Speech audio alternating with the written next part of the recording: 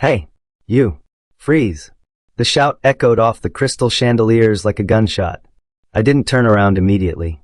I took one more heavy step, my steel-toed boot grinding gritty drywall dust into the pristine Italian marble. Crunch. I'm talking to you, the voice barked again, closer this time.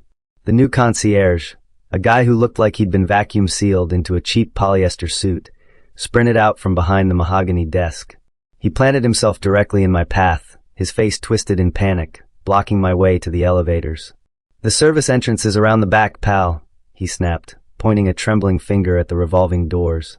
"We don't allow your kind in the main lobby. You're scaring the residents." I stopped. I towered over him, gray dust falling from my high-visibility sleeve like snow. I could smell his cheap cologne mixing with the scent of my own sweat and wet concrete. Around us, women in silk dresses clutched their pearls, staring at me like I was a disease that had walked in off the street. He puffed out his chest. "I'm gonna call the police if you don't turn around. Mrs. Thorne is hosting a VIP event, and she doesn't want trash tracking dirt into her building." I looked him dead in the eye. I didn't yell. I didn't blink. "I'm not a delivery driver," I said, my voice low and dangerous. "I'm going to the penthouse." The concierge let out a sharp, mocking laugh. It was loud and cruel, designed to humiliate me in front of the wealthy audience watching us. "The penthouse," he scoffed, shaking his head. "Buddy, the only thing you're going to see is the inside of a jail cell. You think you can just waltz into the most exclusive suite in the city looking like that?" He reached for the radio on his belt to call security. He was enjoying this. He thought he was putting a stray dog back in its place. I didn't give him the chance to key the mic. I reached into my dirty jeans pocket. He flinched, probably thinking I was reaching for a weapon. Instead, I pulled out a matte black keycard. It wasn't a guest pass. It was a master override. I stepped around him and tapped the card against the elevator sensor. The panel chirped a cheerful, musical tone that only played for the highest level of clearance. The golden doors slid open instantly. I stepped inside and turned around. The last thing I saw before the doors sealed shut was the guy's jaw hitting his chest, his eyes bulging in total confusion. He saw a handyman. He saw a failure. He had no idea that he had just tried to kick out the man who owned the very ground he was standing on. As the elevator began its smooth ascent, the silence finally washed over me. My name is Kian Thorne. I'm 32 years old, and to the outside world, I look like a struggling handyman who can barely rub two nickels together. Most people think I spend my days unclogging toilets and patching holes in drywalls for minimum wage. They couldn't be more wrong. I am actually the CEO and founder of Ironclad Developments, one of the largest real estate firms in the state. I don't wear these dusty boots because I have to. I wear them because I love the work. I like to be on the ground floor, checking the foundations, smelling the concrete, and making sure my buildings are safe. But today, I wasn't just checking a foundation. I was here to settle a score that had been festering for 6 long years. After my father died, his second wife, Margaret, took everything. She took the cars, the jewelry, and the family home. She pushed me out, treating me like a stray dog. She lived in luxury while letting my father's legacy crumble. My phone buzzed. A text from my lawyer. "The deed is recorded. The transfer is complete. The building is yours, Kian." I smiled. She thought I was still the broke college dropout she mocked years ago. She had no idea that the struggling handyman, rising toward her penthouse, held the power to destroy her entire world. The elevator slowed at the 12th floor. The doors slid open, and 2 older women stepped in. They were dressed in matching pink Chanel suits, dripping in pearls, clutching tiny designer purses. They took one look at my sweaty flannel shirt and practically glued themselves to the far wall. The elevator was lined with mirrors that reflected every speck of dirt on my face. The woman on the left held a scented handkerchief to her nose, whispering loudly to her friend. "Can you believe the standards in this city?" she hissed. "They let anyone use the main elevator now. It smells like wet cement." "It's dreadful," the other woman agreed, not even trying to lower her voice. "Margaret told me her stepson was a failure, but I didn't realize he was homeless. Do you think he's here to beg for money again?" I stared straight ahead, watching the floor numbers climb. 15, 20, 25. I kept my face completely blank. Let them talk. Let them think I was a failure. It made the reveal so much sweeter. I reached into my dirty jacket pocket and touched the manila envelope folded inside. It was thick, crisp, and heavy with consequence. I wasn't here to beg. I wasn't here to ask Margaret for a loan or a place to stay. I was here to do the one thing my father was too kind to do. I was here to clean house. Ding. The elevator reached the top floor. The penthouse. The elevator doors opened directly into the penthouse living room, and the noise hit me instantly. It was chaos.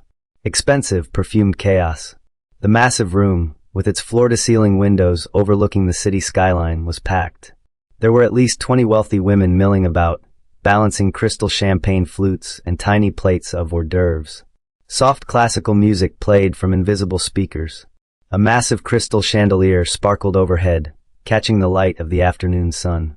I stepped out of the elevator, my heavy boots thudding onto the expensive Persian rug. The chatter nearest to me died out instantly. It rippled through the room like a wave. One by one, the guests stopped talking and turned to look. The clinking of glasses stopped. The music seemed to fade into the background. There, in the center of the room, holding court like a queen, was Margaret. She looked exactly the same as the last time I saw her, only with more Botox. She was wearing a silver gown that cost more than a car, laughing at a joke someone had just made. When the silence in the room finally reached her, she turned around, annoyance flashing in her eyes at the interruption. Then she saw me. Her smile dropped so fast it was almost comical. Her eyes went wide, scanning my dusty vest, my messy hair, and my work boots. For a second, she looked terrified. But then, the fear was replaced by pure, hot anger. "What on earth?" she hissed, her voice cutting through the silence. "Are you doing here?" Margaret rushed toward me, her heels clicking frantically on the marble. She positioned herself between me and the main party area, using her body like a shield. She didn't want her wealthy friends to get a good look at the trash that had just walked in. "Ignore him, everyone," Margaret announced, forcing a bright, fake laugh that echoed off the high ceilings. "This is just Kian, my late husband's son." She said the word son like it was a dirty word. "He struggles. He works with his hands, you know. He's always coming around looking for handouts." The women in the room giggled softly. I saw them whispering behind their champagne flutes, looking at my dusty boots with amusement. Margaret turned back to me, her smile vanishing instantly. She pulled out her phone and speed-dialed the house staff, her eyes never leaving mine. "Martha, bring that black garbage bag out here. The one I packed this morning. Bring it to the living room immediately." 30 seconds later, a maid hurried forward, dragging a heavy-duty bag. It scraped loudly across the floor. She dropped it right at my feet with a thud. Margaret took a step back and kicked the bag toward me with the pointed toe of her silver shoe. "I was going to send this to the shelter downtown," she said, her voice loud enough for the whole room to hear. "But since you're here to beg anyway, you might as well take it with you." I looked down at the black plastic bag. It was lumpy and jagged. I didn't reach for it. I just looked back up at Margaret, keeping my face completely calm. "What is this?" I asked. My voice was steady, which seemed to annoy her even more. "It's your junk," Margaret sneered. She gestured grandly to the hallway leading to the bedrooms. "I'm finally clearing out the clutter. That bag is full of your old high school trophies, those silly little blueprints you used to draw when you were a boy, and all that other rubbish you left behind." She crossed her arms, looking delighted with herself. "I needed the space. I'm turning your old bedroom into a walk-in climate-controlled vault for my furs. Honestly, Kian, I can't believe I kept that room preserved for this long. It was a waste of square footage." I felt a small pang in my chest. Those blueprints were the first designs I had ever made, sketches of buildings I dreamed of constructing one day. My father had framed them. Now she had tossed them in a garbage bag like rotting food. "You threw my drawings in the trash?" I asked quietly. "I threw garbage in the trash," she corrected me. "And I'm doing you a favor. At least now you have something to carry your clothes in." The room had gone quiet again, but it wasn't a respectful silence. It was the silence of people watching a car crash. The guests were fascinated. They sipped their expensive drinks, eyes darting back and forth between the queen of the penthouse and the dirty construction worker she was humiliating. Margaret was feeding off their attention. She loved an audience. She walked in a small circle around me, keeping a safe distance so the drywall dust wouldn't touch her dress. "Look at you," she said, shaking her head with mock pity. "It's really quite sad. You're 32 years old, Kian. 32. And look at how you're dressed." She turned to her friends, inviting them to join in the judgment. "He thinks because his father was a great man, the world owes him a living. But the free ride stops today." She turned back to me, her eyes hard and cold. Stop relying on your father's memory to pay your bills. It's pathetic. You need to grow up and realize that the world doesn't care about a man who can't even afford a suit. I didn't defend myself. I didn't tell her that the suit I wore to board meetings cost more than her entire party. I just let her dig her hole deeper. Margaret pointed a manicured finger toward the elevator doors behind me. The gesture was sharp and final. "Pack your bags, Kian," she commanded. "Actually, don't bother packing. Just take that trash bag and leave. You're broke." She took a step closer, lowering her voice into a venomous hiss, though she made sure everyone could still hear the venom. "The allowance is gone. The trust fund is dry. I made sure of it. There is absolutely nothing left for you here." She checked her diamond watch, acting as if I was wasting her precious time. "I want you out of my building immediately. I have important guests, and you are ruining the aesthetic. And Kian, I don't want to see your dirty boots in my lobby ever again. If you come back, I'll have you arrested for trespassing." The guests murmured in agreement. To them, I was just an intruder ruining a lovely afternoon tea. Margaret stood tall, triumphant, believing she had finally crushed me. She thought this was the moment I would cry or beg or storm out in a rage. She was waiting for me to break. I didn't move an inch. I planted my steel-toed boots firmly on the marble floor and looked her dead in the eye. "This was Dad's house," I said. It was a simple statement, but it carried the weight of 20 years of memories. Margaret threw her head back and laughed.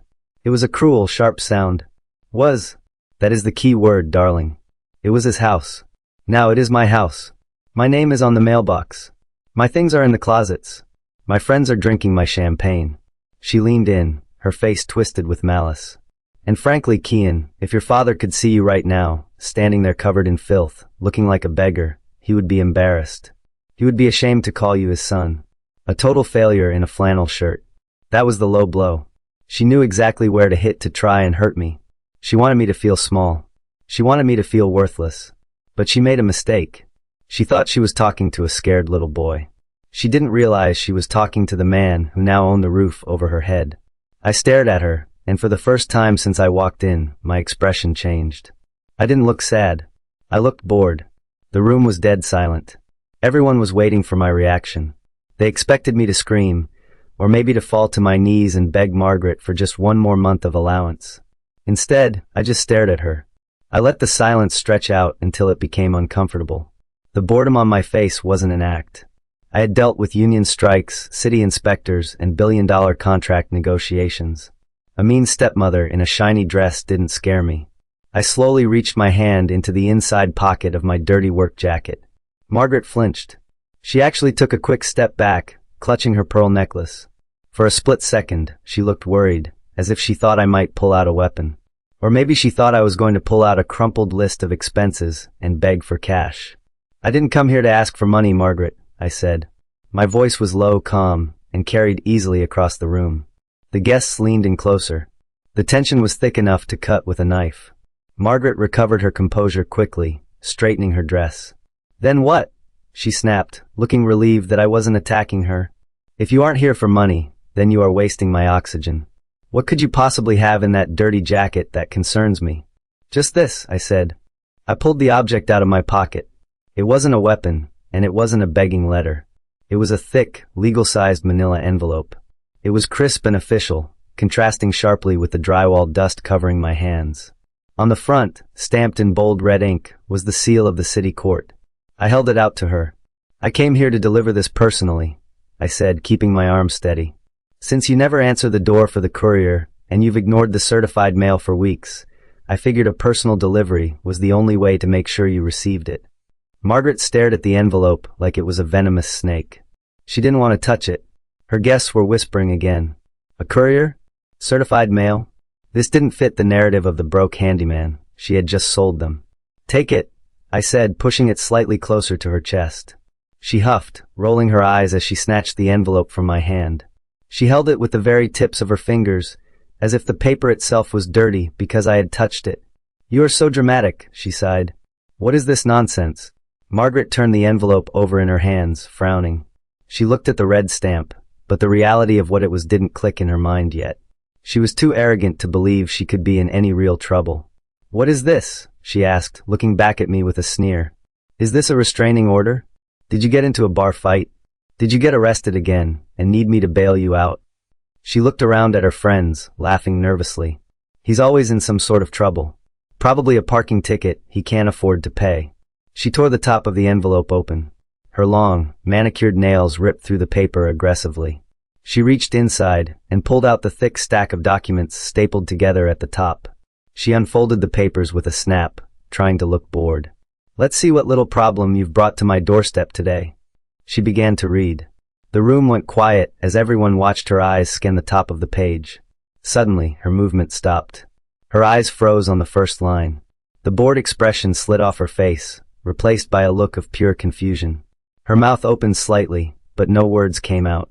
She just stared at the bold black letters at the top of the page. The silence in the room was heavy. Margaret's face had gone from pink to a pale, sickly white. I knew exactly what she was reading. I had drafted the paperwork myself with my legal team, just 2 days ago. Notice to quit, immediate possession. Plaintiff, Ironclad Developments, LLC. Defendant, Margaret Thorne. Eviction, she finally choked out. The word hung in the air like a lead balloon. She looked up at me, her eyes wild. "Is this a joke? You printed up a fake eviction notice?" She scoffed, trying to regain her confidence. "You can't evict me, Kian. I own this penthouse. Your father left it to me in the will." She shook the papers at me. "This is ridiculous. Ironclad Developments? Who are they? Some scam artists you're working with." She turned to her friends, her voice rising in pitch. "He's trying to scam me. He's trying to scare me out of my own home with fake legal papers." "It's not a scam, Margaret," I said. "And you don't own the penthouse. You never did." I took a step closer. "Read the deed. Read the will again. You were never given the title." "No," I said, my voice projecting across the silent room so every single guest could hear the truth. "You don't own the building. Dad left you a life estate interest." I saw the confusion on her face, so I explained it simply. "That means you were allowed to live here for the rest of your life, contingent on you paying the HOA fees, the property taxes, and the maintenance costs." I pointed to the papers in her hand. "You haven't paid the HOA fees in 6 years. You haven't paid the property taxes in 5. You've been pocketing the maintenance money to buy furs and throw parties." Margaret's hand started to shake. I was going to get to it. "It's an oversight." "It's not an oversight," I said coldly. "It's a breach of contract. The clause in the will stated that if you fell behind by more than 12 months, the life estate is voided. You voided it 4 years ago. Technically, you've been squatting here. The building's previous holding company went into foreclosure last week," I continued. "The bank seized the entire property. It went up for auction 3 days ago." Margaret looked like she was going to be sick. "Auction?" she whispered. "Yes. And the highest bidder finalized the sale this morning. The bank auctioned the building 3 days ago," I continued, watching the color drain from her face. "It was a closed bid. Very quiet. I took a step forward, closing the distance between us. And I bought it. Cash." For a second, there was total silence. Then, Margaret let out a loud, incredulous laugh. She looked around at her friends, frantic to get them on her side. "You," she screeched, pointing a shaking finger at my chest. "You bought the Ethelgard? With what money? You fix toilets for a living. You drive a rusted pickup truck. You barely have enough money to buy a sandwich, let alone a historic skyscraper in the middle of the city." She turned to the women on the couch, her voice trembling with hysteria. "He's delirious. He's clearly having some sort of mental breakdown. This is what happens when you work in those fumes all day." She looked back at me, her eyes full of pity and disgust. "Oh, Kian, this is embarrassing. You're playing pretend. You're a handyman. You unclog drains. You don't buy buildings." "I haven't unclogged a drain in 10 years, I said softly. "I build skyscrapers for a living, Margaret," I corrected her, my voice hard as steel. "Ironclad Developments is my company. I started it 6 years ago with the money I saved, and I turned it into the biggest firm in the state." A gasp went through the room. Everyone knew Ironclad. We were currently building the massive stadium downtown and 3 luxury hotels on the waterfront. Margaret froze. "Ironclad? That's impossible. If you were the CEO, I would know. I keep my face off the magazines and let the buildings speak for themselves, so you never noticed," I said. "But while you were busy spending my father's money, I was busy making my own." I looked down at my dusty clothes. "And I don't wear these boots because I have to. I wear them because I just came from my other job site, the 40-story hotel going up across the street. We had a structural issue in the sub-basement foundation, and I went down into the excavation pit myself to check the load-bearing beams. I brushed some of the gray dust off my sleeve. It floated in the air between us. I like to inspect the steelwork personally. Margaret turned a shade of pale that matched the white roses on the table. She looked at the guests, who were now whispering frantically. The mood in the room had shifted completely. They weren't looking at me like I was trash anymore. They were looking at me with wide, calculating eyes. "This is a lie," Margaret stammered, backing away until she bumped into a chair. "He's lying. He printed that paper at a copy shop. He's just a jealous little boy." I didn't argue. I simply pointed to the document she was still clutching in her hand. "Read the signature line," I said. She looked down. Her eyes darted to the bottom of the page. Signed, Kean Thorne, CEO, Ironclad Developments LLC. Her hands started to shake uncontrollably. The paper rattled. She looked from the paper to me, and then back to the paper. The logo on the header was real. The seal was real. The signature was mine. "No," she whispered.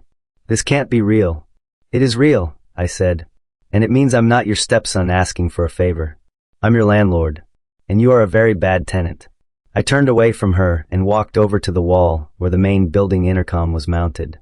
Margaret lunged forward. "Don't touch that. That is for residents only." I ignored her and pressed the security button. The line crackled to life instantly. "Security," a deep voice answered. It was the head of the building's security team, a man who had worked here for years. "This is Kean Thorne," I said into the speaker. "I'm in the penthouse." There was a pause. Margaret smirked, expecting the guard to threaten me. She opened her mouth to yell at him to come arrest me. But then, the guard's voice came back, crisp and respectful. "Yes, Mr. Thorne. We received the paperwork this morning, but per your instructions, we were waiting for your signal to execute. We are on our way." Margaret dropped the eviction notice. It fluttered to the floor. The realization hit her like a physical blow. The staff knew. The bank knew. Everyone knew but her. "Send a team up to the penthouse," I said calmly. "I have a trespasser who refuses to leave the premises.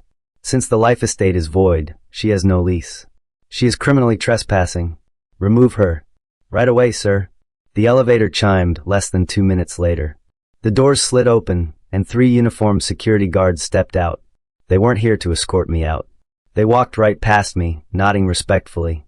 "Mr. Thorne," the lead guard said, acknowledging me as the owner. They turned toward Margaret. She was trembling, clutching the back of a velvet armchair. "You can't do this," she screamed. "I am Margaret Thorne. I am the lady of this house." "Ma'am, we've been instructed to escort you off the property," the guard said, his voice flat. "The new owner has issued a notice to quit." I walked over to where the black trash bag was sitting on the floor, the same bag she had kicked at me earlier. I picked it up. It was heavy with my childhood memories. I walked up to Margaret and held the bag out to her. "You told me to pack my bags because I was broke," I said, my voice cold. I shoved the bag into her hands. She instinctively grabbed it. "I think you should keep this advice for yourself," I said. "You have 1 hour to vacate my property. Anything left behind will be donated to charity." I turned my back on her and walked toward the balcony to look at the view, while Margaret screamed in the background, being led away from the only life she ever knew. The screaming eventually faded as the elevator doors slid shut, taking Margaret and the security team down to the lobby. The silence that followed was deafening. I turned back from the balcony to face the room. The 20 women in their Chanel suits and pearls were still standing there, frozen like statues. They looked at me with a mixture of fear and awe. The handyman they had mocked 5 minutes ago was now the man who held the deed to the building they were standing in. One of the women, the one who had held her nose in the elevator, cleared her throat nervously. She set her champagne glass down on a coaster with a trembling hand. I think we should be going," she whispered to the group. "That would be best," I said, my voice calm. "The party is officially over. And I have a lot of work to do to get this unit back up to code." It was like a dam broke. The women grabbed their purses and rushed toward the elevator, their heels clicking rapidly on the marble. They didn't look at me, and they certainly didn't look down on me. As they passed, they kept their heads bowed, terrified that I might evict them too. Within 2 minutes, the penthouse was empty. I was finally alone in my father's house. The air already felt lighter. I took a moment to walk through the quiet living room, then I headed back to the elevator. There was one more loose, and I needed to tie up downstairs. When the elevator doors opened in the lobby, The atmosphere had changed completely. The concierge, the young guy in the tight polyester suit who had tried to kick me out, was standing behind the desk. He looked like he was about to throw up. He had obviously seen Margaret being escorted out by security. He knew exactly who I was now. When I walked up to the desk, he straightened up so fast he almost pulled a muscle. Mr. Thorne, he stammered, sweat beading on his forehead. I am so sorry about earlier. I didn't know. If I had known you were the owner. If you had known I was the owner, you would have treated me with respect. I finished for him. But because you thought I was a worker, you treated me like dirt.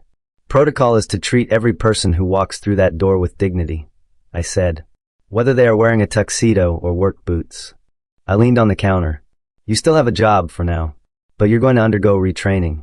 And if I ever see you look down on a delivery driver or a maintenance worker again, you'll be joining Margaret on the sidewalk. Do we understand each other? Yes, sir. Absolutely, sir. I went back up to the penthouse. I didn't want to sit in the living room where Margaret had held her court. I walked down the long hallway to the back of the apartment. I stopped in front of the door to my old bedroom. For years, I had been banned from this room. Margaret had turned it into her fur vault, claiming my childhood wasn't worth the square footage. I reached out and turned the handle. The door creaked open. The room was freezing. She had installed a special climate control system to protect her coats. The walls were lined with metal racks, and dozens of mink, fox, and chinchilla coats hung there like ghostly spectators. My old bed was gone. My desk was gone. The posters of skyscrapers I used to have on the walls had been painted over with a sterile white. But the renovation was lazy, just racks bolted to the floor. The old bones of the room were still there. I walked to the corner of the room, near the window. I knelt down and pried at a loose panel of the wainscoting behind the heater. It popped off. Behind it, covered in dust, was a small, rusted metal box. I pulled it out and opened it. Inside was a picture of my father and me at a baseball game, and a silver compass he had given me for my 10th birthday. Always find your true north, Kian, he had said. Margaret had stripped the room of furniture, but she hadn't stripped it of its soul. I smiled, closing the box. The furs were going to charity tomorrow. My room was coming back. My phone buzzed in my pocket. I pulled it out and looked at the screen. It was an unknown number, but I knew exactly who it was. I answered and put it on speaker. Kian. Margaret's voice came through, shrill and frantic. Kian, please. You have to let me back in. They put me on the street. I have nowhere to go. My friends left me. I'm sitting on a bench with a garbage bag.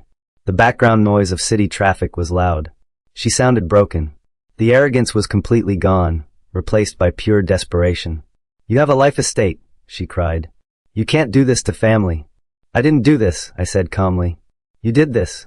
You spent 6 years burning bridges and spending money that wasn't yours. You bet against me, Margaret, and you lost. I'll sue you, she screamed, her tone shifting instantly from begging to threatening. I'll take you for everything you have. You can try, I said, but my lawyers are ironclad, just like my company. And Margaret, that garbage bag you're holding, that's not just my old trophies. That's your severance package. I hung up the phone. Then I blocked the number. I walked out onto the main balcony as the sun began to set over the city. The sky was turning a deep, bruised purple, and the lights of the skyscrapers were flickering on one by one. From up here, the construction noise from the street sounded like a distant hum. I looked across the street at the 40-story hotel frame rising into the sky, my project, my steel, my work. I looked down at my boots. They were still covered in gray drywall dust. They were scuffed and scratched. They didn't match the marble floors or the velvet curtains of the penthouse. But they were the reason I was standing here.